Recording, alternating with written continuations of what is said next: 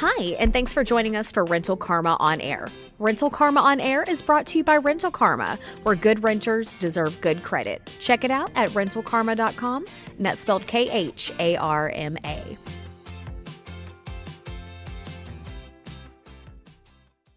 Hello, everybody. Welcome back again to the Rental Karma podcast with your hosts, Cullen Canizzares and Wendy Masnagel. Hello, Wendy. Happy Hello. Friday. Happy Friday I see before a some long good. weekend. Oh, it is a long weekend, and that's right. That's why I see all the flags out. People are putting up the town and stuff. That's right. Memorial Day. Mm-hmm. Cool. Well, I see that good vibe sign in the background there. So that's putting some good vibes on the Friday podcast episode. Oh, yeah. Today, we are going to talk about something that's very much American, and that is starting your own business. It's a scary thing to do. It can be if you really don't dive in and you really don't peel back the onion and figure out, what all is involved, what you could do, how much could you make, how much freedom does that give you. To me, most importantly, it gives you control of your time. That's a big one. I'll probably repeat that one many times throughout the episode, Wendy. But we've got a I want to tackle this from the problem side. There's those of us that have been in the working world for a long time that might want to go start something new, but they're secure in their job that they currently have. They've got a number of years of benefits and retirement and things like that. So every year they work, they think it's a little bit riskier to go out and go do something on your own because there's something on the backside that they might lose out on later, right?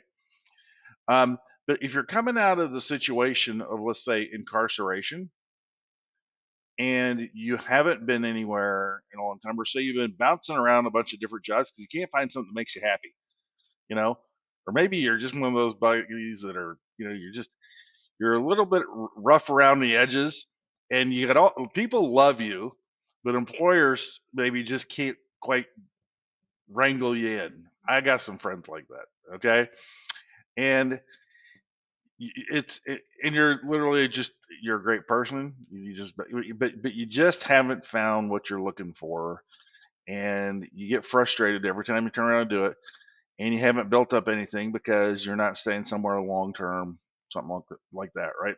So that's a group of people that's out there that definitely could easily venture out and go and succeed. But then we have this whole section of the uh, our American system. This is really troubling to me, and it's the prison system. Okay, and those that have been incarcerated, and for some reason, my teenager over the years, he's had this curiosity about why we have so many people in prison in America.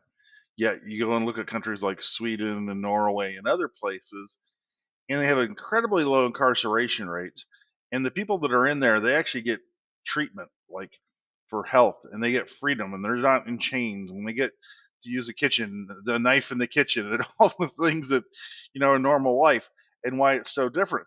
But here in America, it's kind of people call it institutionalized, and I can totally get it. It's business is taking over, I believe, because a lot of the prison system is actually privatized. People don't know this.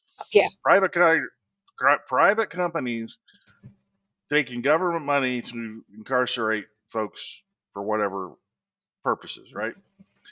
Um, I always try, as most of you know, to stay away from this big word called recidivism. Wendy, what's the real simple meaning of that word? Pretty much it's just the rate of how often people, once they come out of incarceration, that they end up having to go back for one reason or the other. Yeah, and so they're like, think about returning an item to Amazon, right? Kinda. The return rate is 50%, and it's been that way for decades. And one of the big problems that we see is that the ability to get a job, like say the example of my buddies or whoever, uh, is even multitudes harder for someone coming out than for them, because they have to check a box well, I don't know if you have to. I don't know if it's against the law or anything, but employers have the right to put a checkbox on an application for work that says, "Were you ever uh, convicted of a felony?" I think was what it says. And I think most people just check the box. They feel like if they don't, they might get in trouble or something. I have to. I literally don't know if there's even any legal anything to that. It seems kind of hard to me. It kind of seems like discrimination. You did your time. You served you did the crime. Served the time. Right. You should be able to roam free. But I think that that's just one of those little dirty little secrets that's built into our system. But if you think about it, a lot of folks that spend time in prison, I'm amazed when I watch a documentary about some of these, or you meet them, and you realize how much they spent time learning while they were behind bars. They have access to certain things that you can literally get a book on how to build a business or how to start a tree care company or all kinds of things that they have access to that they can learn. And when you think about getting out, I'm told by some experts in this field that there's actually some funds that they get as they transition to halfway houses and or to live with family or all kinds of different things. So they have just a tiny little bit of seed money, right? Um, but they have their freedom. And when you stop and look around, I'm one of these guys that I look at the company and I go, huh, what do they do? And I look at it and I go, oh, huh, how do they make money? Hmm. Oh, wow. How many times a day do they do that? They must do pretty good. I'm going to tell you some of the, and inevitably that starts winning into my TikTok feed. Mm-hmm. So I start to see more and more of them. Has anybody ever seen the guy on the TikTok or YouTube or the social that goes to somebody's house that's got this lawn that's completely overgrown and the driveway's overgrown, and he comes in and cleans it up for free? Yeah. Have you seen those? Yes. Yeah. And you know what's funny from the TikTok side? They're actually kind of soothing to watch Mm-hmm. because they speed the time up. You know, you're not going to sit there and watch a guy for 4 hours like the whole time he spent cleaning it. Mm-hmm. But in the 4 minutes of his accelerated video, it's just like, wow, night and day. And the people that he helps, they're so, so happy. And I'm sitting there thinking, how much did it cost that guy to do that? Probably, other than his time, it cost him, assuming his equipment was gasoline powered, his lawnmower and his other, but you can go electric, and maybe they use electric from the house of the people he cleaned it up. But he gave in 4 hours of his time. But how many people do you think walked by that guy, neighbors? He probably did it at a good time of day, say 2, 3 o'clock in the afternoon, right? Mm-hmm. How many people walk by and go, "Oh wow, I never knew anybody lived there," or whatever? Next thing you know, he's talking up with the neighbors and this and that. I wouldn't be shocked if the guy got hired to do 3 or 4 other normal people's places in the neighborhood just to become their landscaper. Talk about great marketing, Mm-hmm. right? Right. I don't know if there is much better marketing than that. I'd be driving around all town looking at I'd be begging to find places like that. And I'd have my signs and my flyers out there Mm-hmm. and just be like, if I could turn this into this, wonder what I could do at your house. Yeah.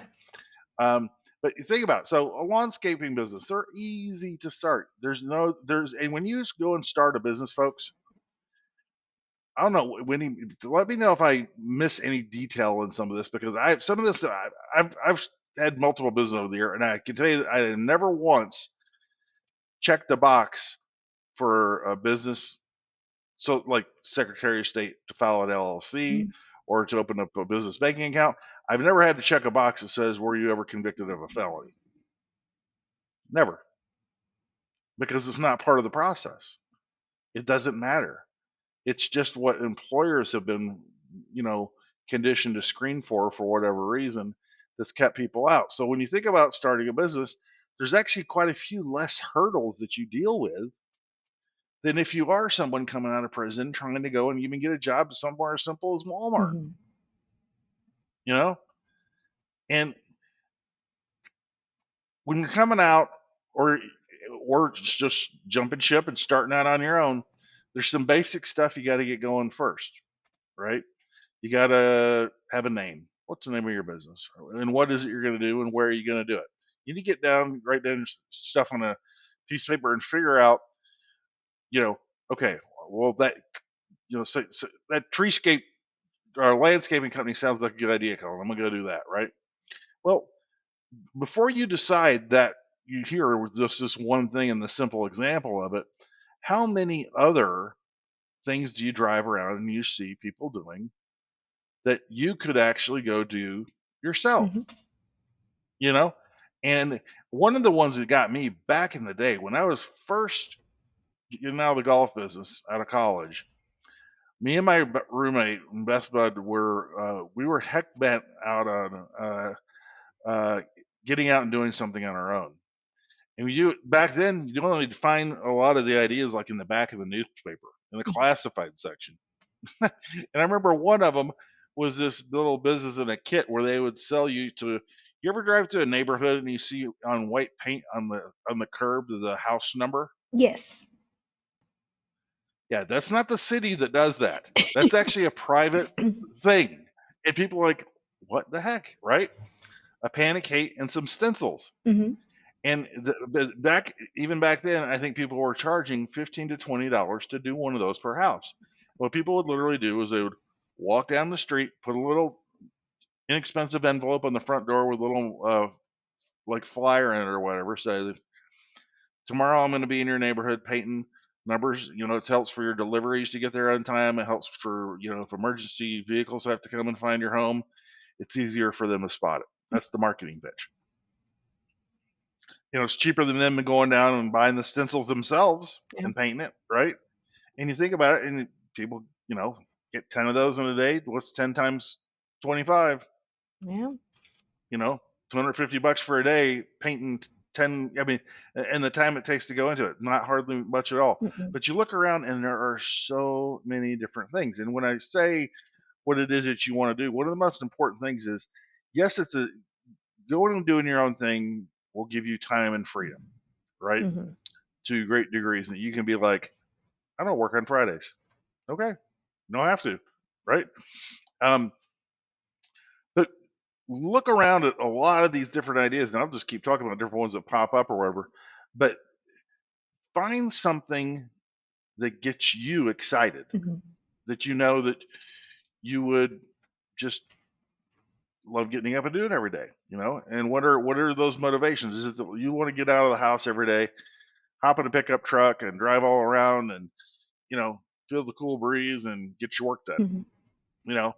There's a lot of that stuff that's out there.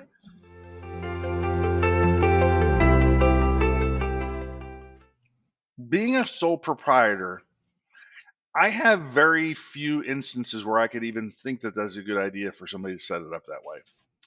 Or to pay themselves. It's not so much as being set up as a sole proprietor or as a LLC, but making the mistake of paying themselves irregularly out of the business checking account. Like you go and you create your business checking account, you got $5,000 in there, and 1 month you're going to take $2,500 out, and the next month you're going to take $4,000 out, right? When you're doing that and you're randomly doing it, you're not generating a pay stub. Okay, you're just doing a cash withdrawal to yourself, but you're not getting yourself a pay stub. Well, what's wrong with that? Well, whenever you go to the car dealer and let's just say you even have a 700 credit score already, you don't even need to talk about credit, or that's not even an issue for today's show. Okay, if you don't have easy documentation to get approved, the process gets harder and harder along the way. Okay, so if your days at the car dealership, they would like to see your credit report, and then how much pay history. How would that work? Just download your pay stubs or bring them in, right? Yeah. Print them off, and that was it. And if somebody didn't have pay stubs, did you have to start asking for tax return for last year? Proof of income and show it all.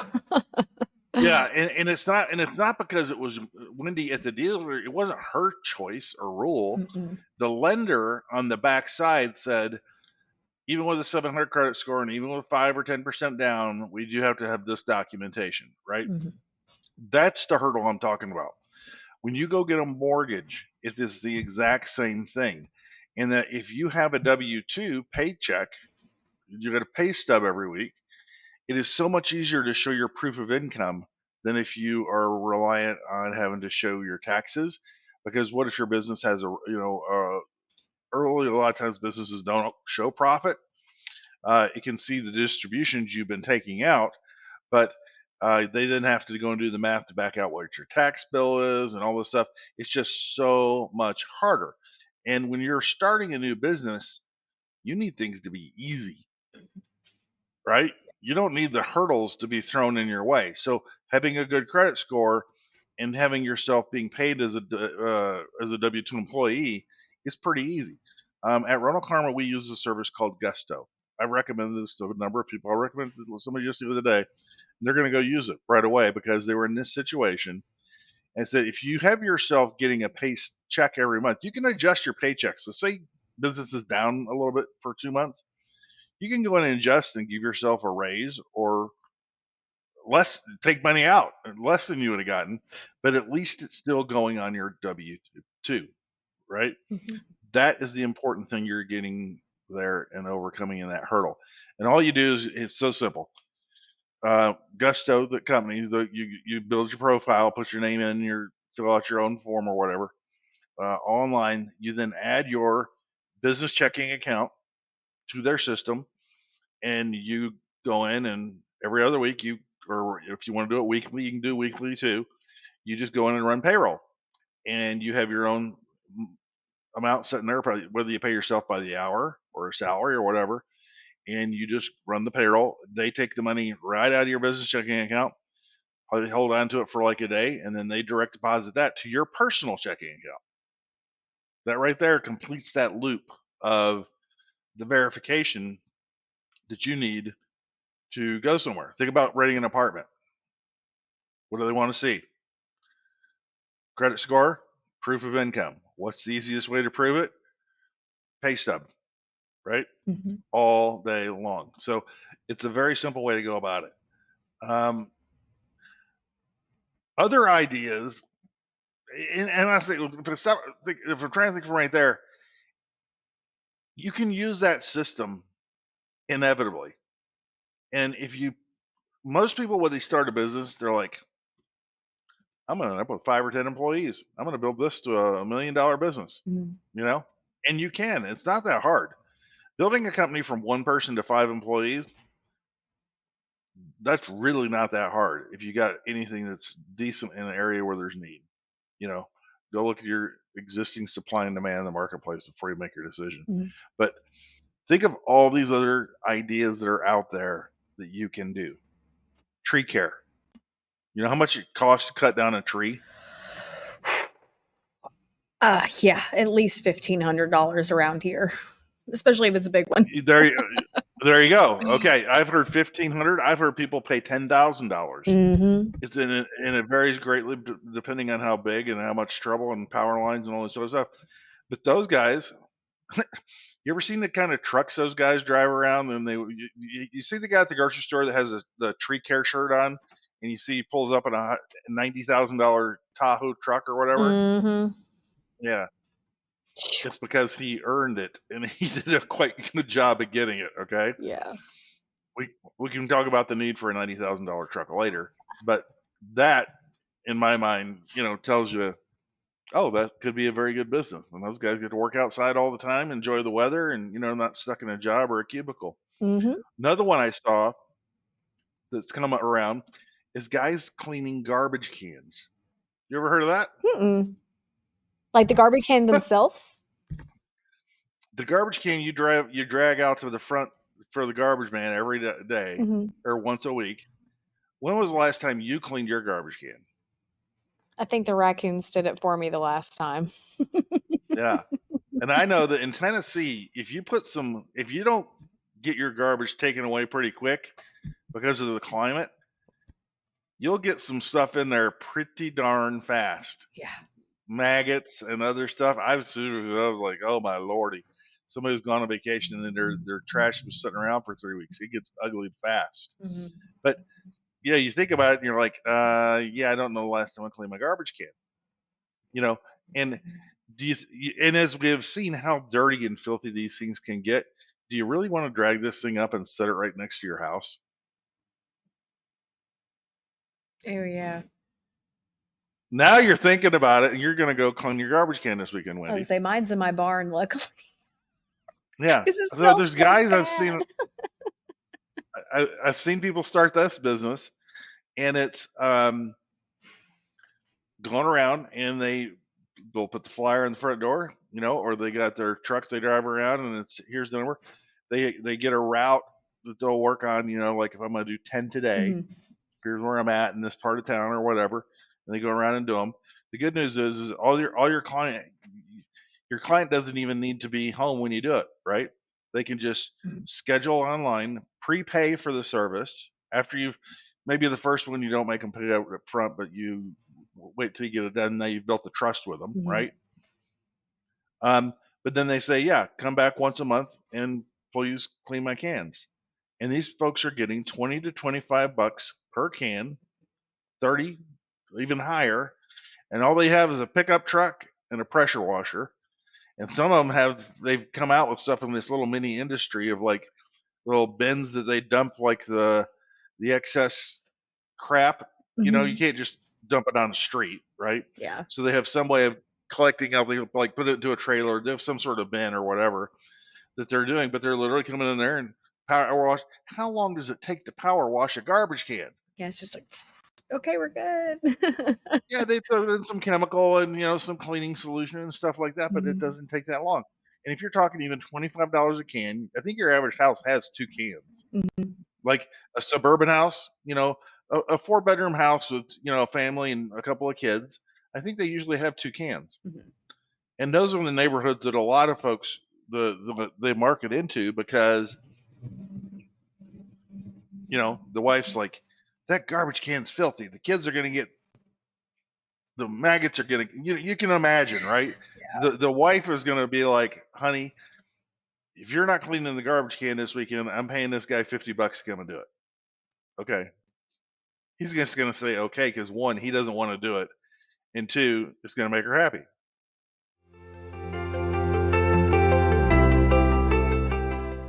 Another small business that people do around here is because we're so rural is just trash pickup in Yep. general, like just a pickup truck and just, I mean, $20 a week just to go throw it all in the back of your truck and then take it off to the dump. I mean, it's like there's a No guy that kidding. comes I didn't through and know they he's did got a that. trailer and it's like, yeah, because we don't have trash pickup. It's not an option where I live. And so we've got a couple different guys that Oh, it's bring in not their even an truck. option. No. Oh, yeah, because when we I remember that because there's about 3 locations around the county where they have the transfer station or whatever they call it, the landfill, and you just drive it out there yourself and drop it off.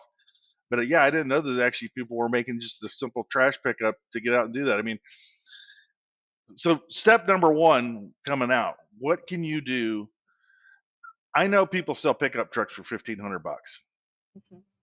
You can find one. It might not be the best one, but if you got a $1,500 pickup truck with that money you got out day one, and all you had to do was go and find people to do that. You start off with ads on Facebook Marketplace, Craigslist. I think just driving by and putting out the little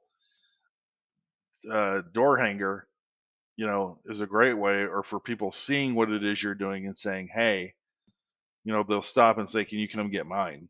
I think that's how that guy that does the yard, the ugly yard makeover, flip this yard or whatever. I think that's how that marketing can take off quite quickly. But do the business on doing 10 garbage cans, $25 each, $250. I can wash 10 garbage cans in way more than that in a day. Oh, I yeah. can do 20 in a day. Easy. I could probably have 20 in a day and take a 3-hour lunch. Yeah. Okay. 20 times 25, $450 a day, 918. $2,200 a week. That's almost 10 grand a month. Hmm. Wendy's looking around like, Cullen, I got it, some news for you. I think trash cans with a life for me. Call me Oscar the Grouch. Or uh, she's like, nope, I just got a new gig for my husband. but hey, I mean, at least like as far as like non-stinky options, I mean, you can always do like we said, lawn care business. You can do like interior, Yeah, exterior cleaning, like just pressure washing of houses. Good Lord, the people who pressure wash houses make a bunch of money. Pet they grooming, do. carpentry, construction, like there's all kinds of stuff. Car washing and detailing. You can do that like Oh, you that can one, do yeah. The detail mobile. guys. They have a Yeah, mobile detailing's big now too, where like they show up to your house instead of you take your car somewhere yep, else. Like they'll just do it in your work parking lot. yeah. Couple $100 a pop for the good ones. I mean, I saw a guy doing that TikTok the other day, and the tools that they have these days for the folks that do that are way cooler than it was 20 years ago. It's not just a rag and a bottle of Armor All anymore. Mm-mm. I think that's what it used to be, right? Yeah. But today they have all kinds of little neat spray foam things and interior cleaners, and you can turn those things looking into darn near brand new. Now you know what it. When you go to the used car dealer, you're like, how do they get this car so clean? Hmm. Yeah, it's that stuff. Yeah. No, that ceramic coat that they have nowadays, like it made like a 1990 car like look pretty darn good. So, Yeah, oh.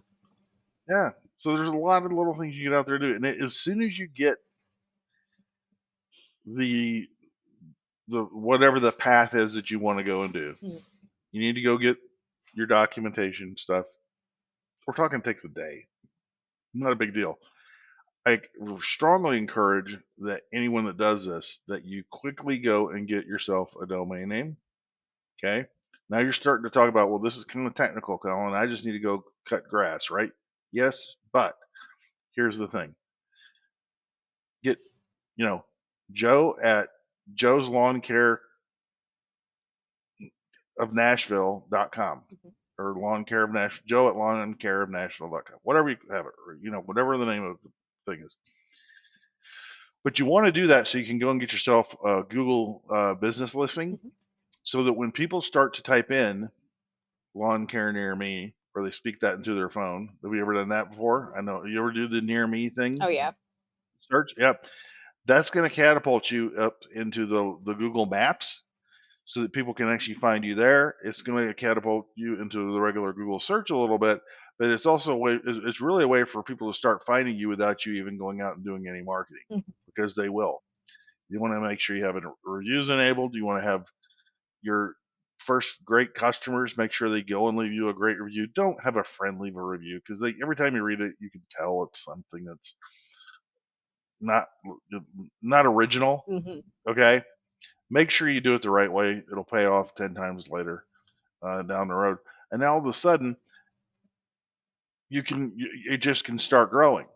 How many times I recommended yesterday a service to someone, and that they really need for their personal finance, and I went and I Googled it in the town they were in Wisconsin, Mhm. and I'm like, da, da, da, da, near Madison. Okay, results were like six services doing the same thing. Mhm. Guess which ones I looked over completely? The ones who didn't have business listings. The ones that had like less than 10 or 20 reviews, Oh yeah. I skipped, because this person, I felt they needed someone that's been doing this for a long time.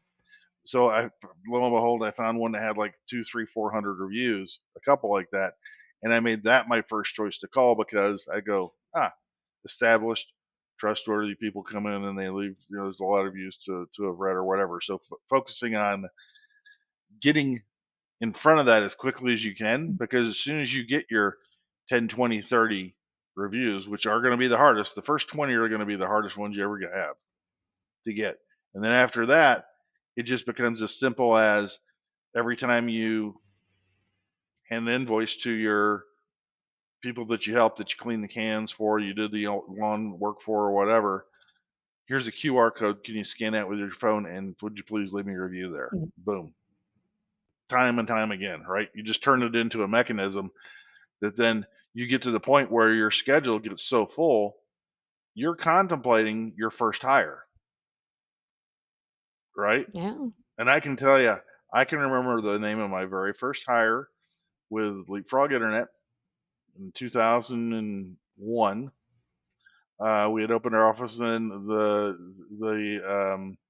her name was Haley, and she worked 4 days a week, part time, coming in. If I ran into her on the street, I don't think I would recognize her, but I remember her name. Hmm.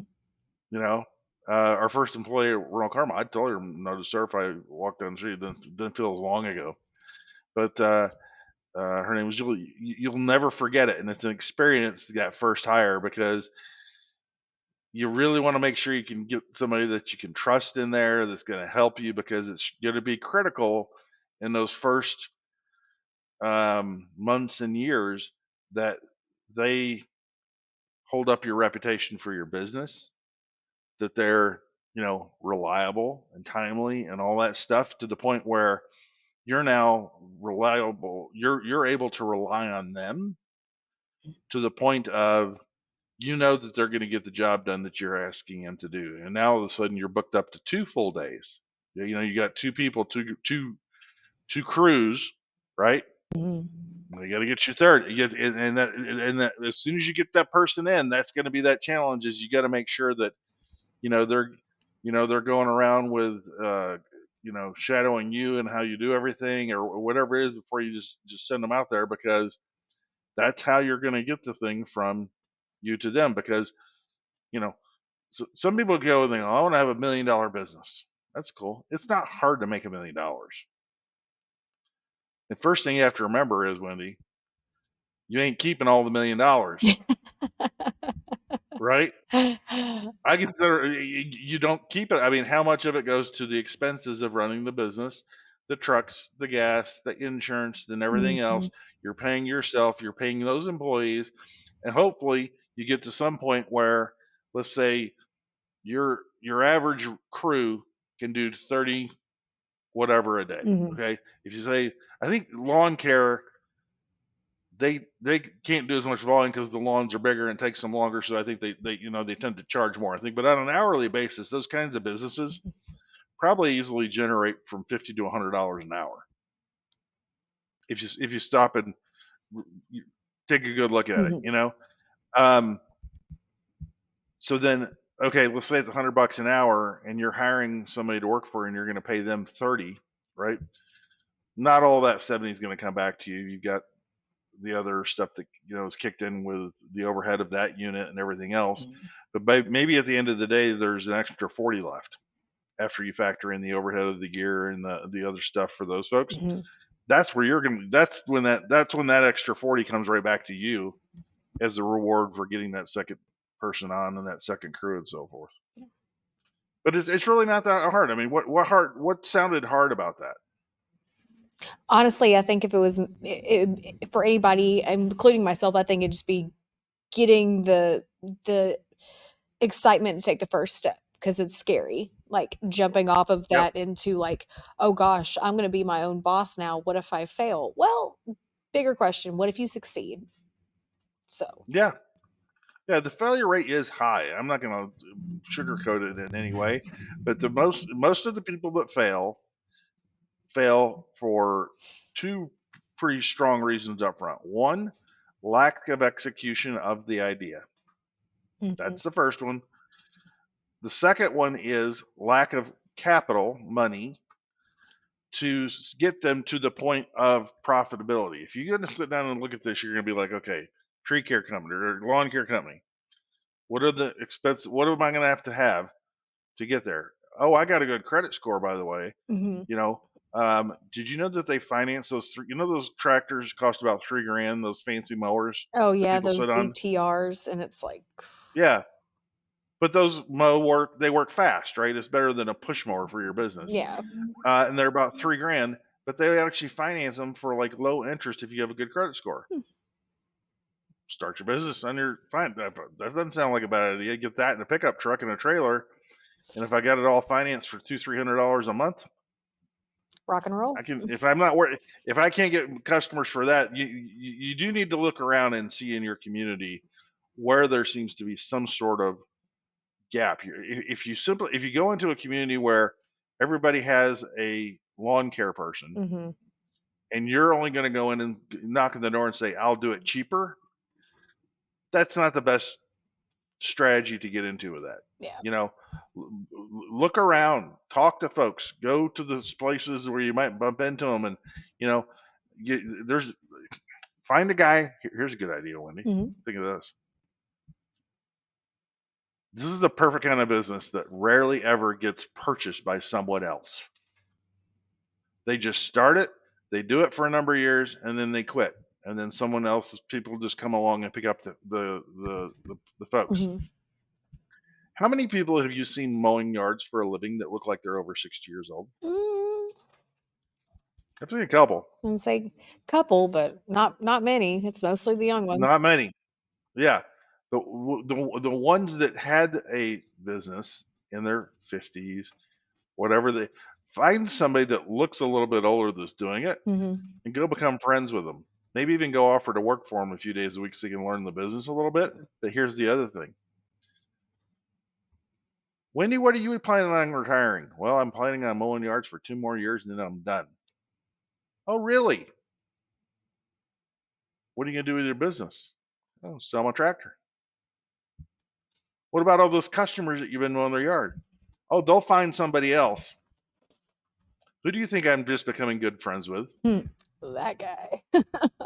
Because, and how many times can you do this? And then because he's wanting out, what I would say is wouldn't it be nice if you had a little bit of a retirement income for the next few years, even when you aren't doing the business anymore? Mm-hmm.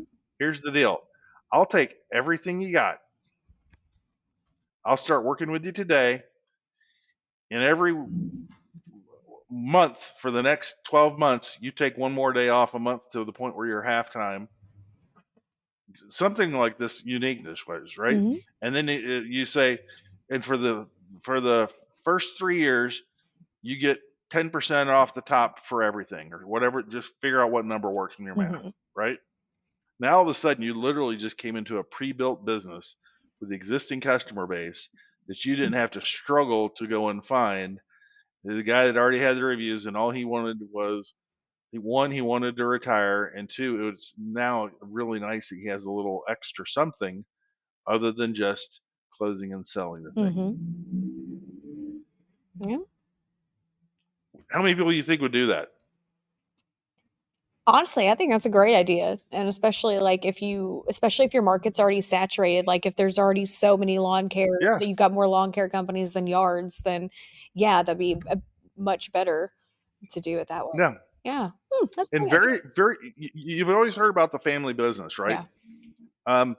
And I know a few of them, and even the ones that are super successful, every business has challenges, and you put some siblings in there together, or father-son situations. As much as you love your dad, and as much as your dad loves you, at times you will get crossways. There will be times when you slept in and dad got pissed and called you out on it, or there'll be some other thing that you think that dad's too old. So there's friction, Yeah. right? And a lot of people and a lot of kids, they don't want, even if they want to be like their mom and dad, they won't tell you. Yeah. They may, but they most likely won't. And that being said, is the chances of somebody, the older guy that's got the company, right, the 55-year-old lawn care guy, Mm-hmm. he might have a couple kids, but you know what? One went to school to be a vet, and the other one went to school to study music or English or whatever the heck it was, right? But they didn't want to do what dad does. But if you find somebody with that ambition, if somebody with that ambition comes along, I'd be my number one plan right there to start in pretty much any market. And if I went around and I was having trouble finding lawn guys, I'd start putting up, but even before I went and bought my first tractor, I would put up ads on Facebook and Craigslist, seeing how many people need me, and let them start to schedule 2 and 3 weeks out into the future. Mm-hmm. And if all of a sudden you start booking up, you know you have demand ready and waiting, right? Yeah. Yeah. I did that with Ronald Carba before I even pitched the company. I actually didn't know.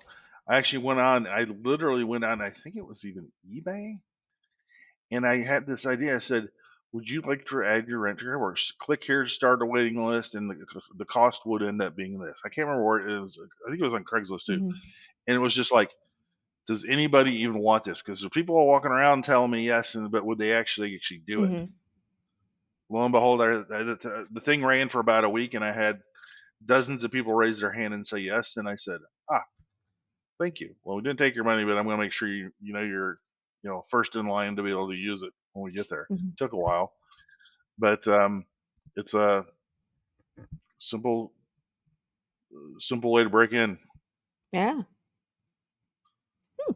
Any other? What other ones can we talk about? What's one last?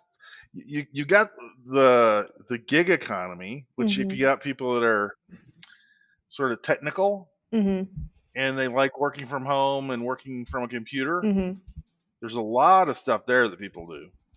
Oh yeah, like I mean, if especially if you like if you happen to be a little artsy or craftsy or things like that, or you can just just do tasks quickly and things like that. You can like go on to online services like Fiverr and things like that, and Yep. kind of freelance yourself out. And but if you're not so tech savvy, and you're looking for something cheap, pressure washing, that's another good one. You can just throw in the back of a Yeah. Camry. You don't even have to have a truck for that one. But no, as far as like, True. but yeah, no, you can just throw in the back of your take it on the bus with you if you need to. I mean, if that's that's a bare bones way to start it. But no, as far as like the online freelancing and things like that, yeah, it may not be a whole lot of stable money. But that's something that you can even do just in your free time if you need to make some extra cash, or if you want to save up for something, you can try and do some freelance work on websites and things like that. Like Upwork is another one of them. But Yeah. it's not so hard for you to be your own boss. It's just going to take a little bit of faith in yourself. Is the main thing that you're going to really need. Like the number one tool in your toolbox is to believe in yourself. And because if you go ahead and like just take all the steps, and file all your paperwork, and you build cheap branding with free social media, free websites, things like that, all you're going to do is be putting yourself more on the path of success and be able to get Yep. where you want to go. Yeah. Yeah. No, it's in, think about certain businesses too. There's some seasonality to them. Lawn care, Mhm. right? Um, I know a nice young lady there in Tennessee that I've known since I was like 4 years old. She has a lawn care company down near Chattanooga Mhm. and has built it up over the years where I think she has probably like 6 or 8 full-time people in the season, but it makes enough money that when October to February come around, Mhm. I don't think she does anything else, to my knowledge. Probably planning or whatever, but I think that it makes enough money to be a year-round thing, which is pretty cool, right?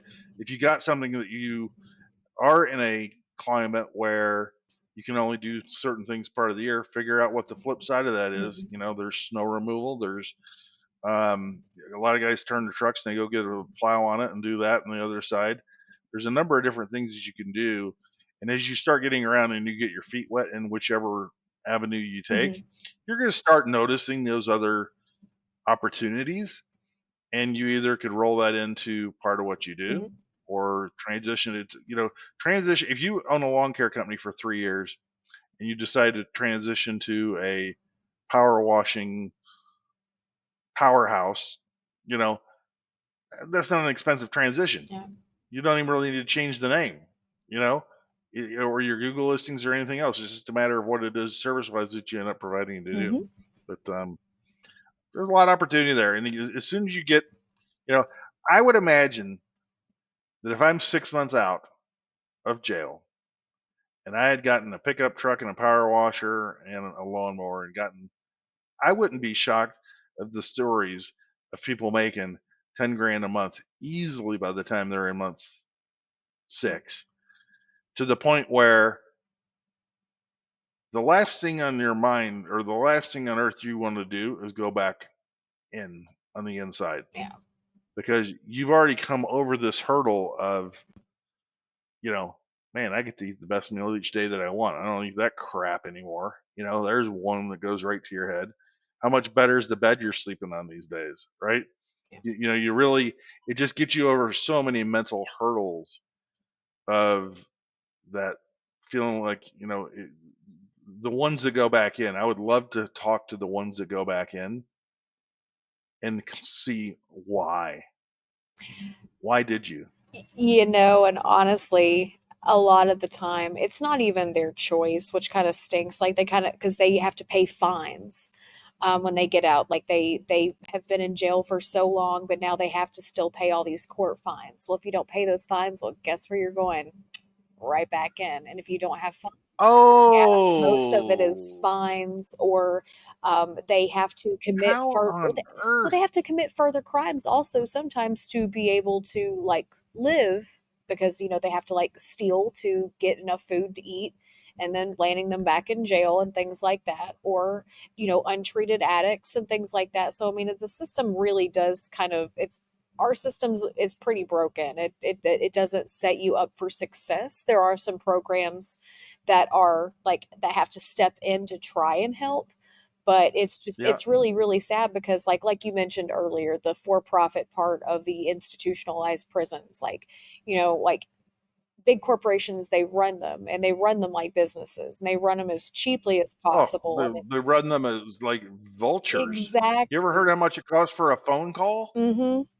Yeah, and as much as the state pays like for those inmates to be housed per day or per month and things like that, it's like, they're you look at the profit that the big prison like CEOs are holding. You look at those profits, and then you look at the people that they're trying to rehabilitate, and they're not being rehabilitated. And so, And they're not incentivized in any way to have them leave because it's just like being a slumlord.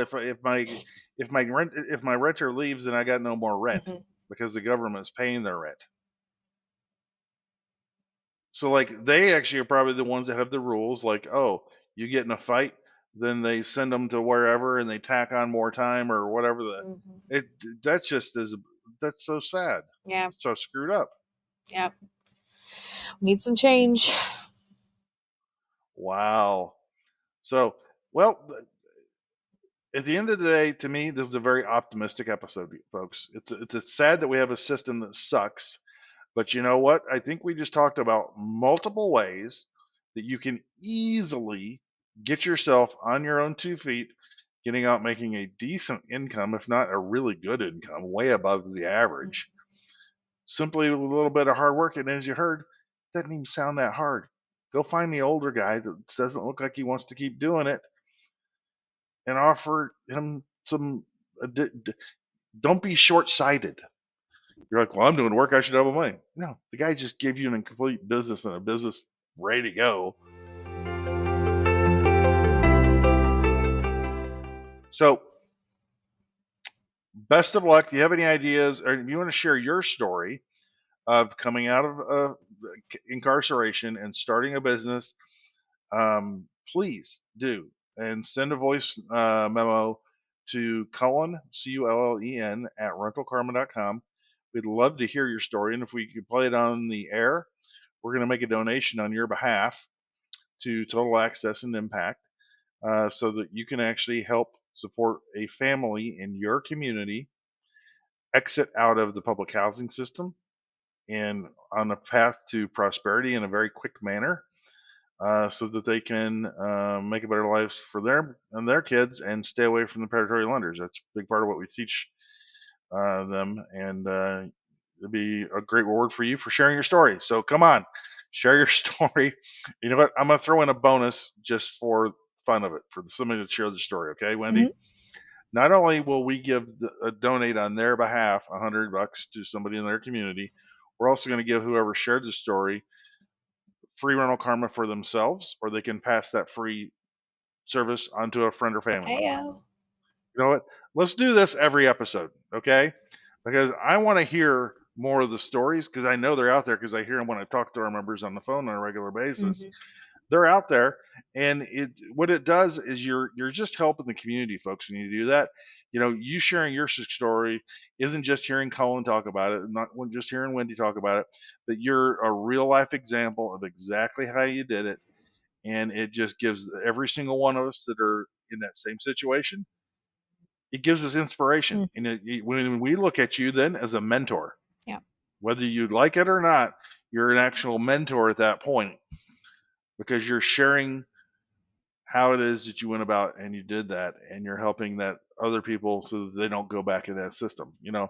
Just like we're trying to move the needle of home ownership in this country from where it is another 20-30%, change the wealth gap in this country. Let's move it. Mhm, Well, guess what? You can move at the same time.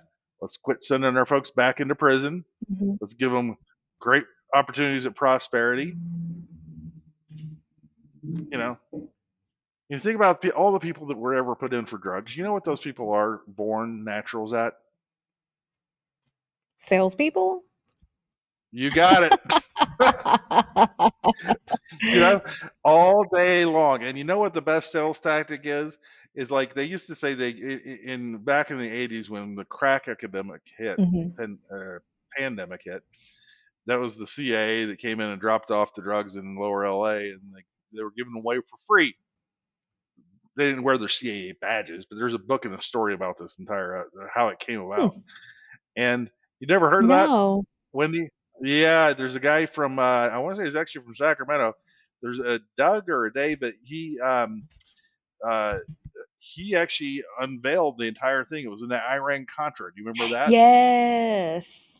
Same part, the same whole thing. That's how crack cocaine make it into. You can't sell crack cocaine to rich people because it's a cheap drug. They Mhm, didn't want it. It wasn't like regular cocaine, mhm, which is crazy expensive. mhm, So who do you sell crack cocaine to? People with less money. mhm. But what do you do to get them to like it? You give it away first. It's your first sales tactic. It's just like freemium today, Yeah. right? So you think about it. Think about the guy on the web that we're talking about that cleaned the yards Mhm. for the overgrown houses. What was he doing? He was giving away crack to the community. And next thing you know, everybody else started going, "Oh wow, I want my place to be like that because that guy really cared about the neighborhood, right?" Mhm. What an easy sales thing. Yeah. Not hard at all. Mhm. So, yeah. So don't doubt yourself. It's not that hard. You have to get up and go to work, yeah, but it's way better than getting them going to Walmart to work. Yeah. And that's the biggest employer in the country, by the way. You know, let's not go there. You don't need that. Yeah. No, and if you end up hating your boss, well, at least you know the boss really, really well because it's you. So, Yeah, yeah. If you get mad at the boss, just go home and look in the mirror. yeah, no joke.